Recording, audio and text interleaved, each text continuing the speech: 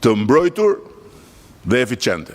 Punojësit e administratës nuk janë mish për top të askujt.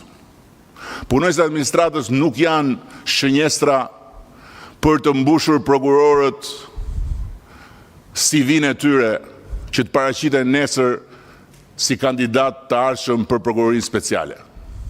Është bërë e patolerueshme ajo që ndodh në prokuroritë e rrethave, me fletët e arresteve që shpërndahen si të ishin ftesa për dasëm. Një punojës e administratës model, që ka 5 vjetë që lufton me kancerin, që është me një fëmijë 2 muajsh, nuk mund të arrestohet pa pasur asnjë lidhje fare, vetëm sepse institucioni prezumohet se ka një lidhje me temën. Qa janë këto, ku jemi ne këtu?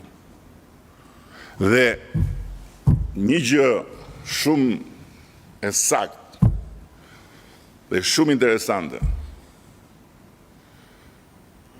që e kam dëgjuar nga grupi i punës që po punon me Ministrinë e Drejtësisë së Italisë dhe të Francës për reflektimin mbi shumë nga këto çështje që kanë bëjnë me lirinë, ishte ndërhyrja në diskutim e një profesore të drejtës penale franceze që punon me ne, e cila pasi mori pjesë në disa diskutime na tha një gjë që është për ta mbajtur vath në vesh gjithë.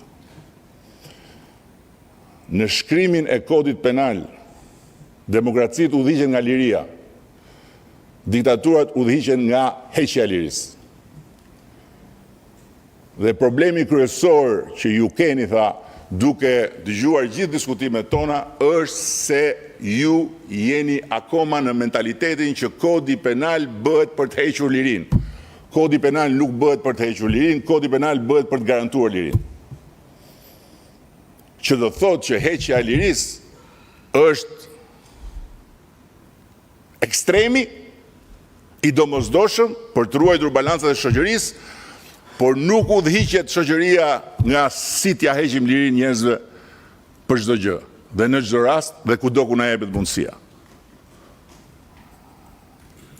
Këto janë tema të mëdha të cilat ne do duhet t'i përballim sepse janë të pashmangshme në një proces kur ne kemi vetëm 35 vjet që jemi të lirë dhe s'kemi asnjë vit akoma që jemi në një sistem demokratik të konsoliduar me një shtet të drejtës që i garanton të gjitha këto dhe që s'ka nevojë fare as t'i bëjmë debat, dhe me një sistem drejtësie të pavarur prej vetëm 10 vitesh në letër dhe prej vetëm 5 vitesh në realitet.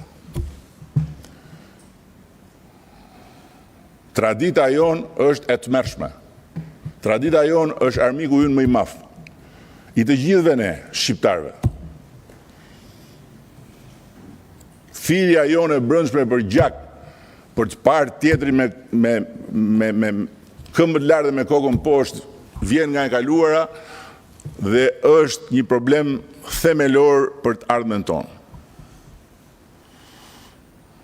Dhe këtë ne do ta mbajmë parasysh. Duke e mbyllur, dua të them që nisma thjesht dhe vetëm adreson një,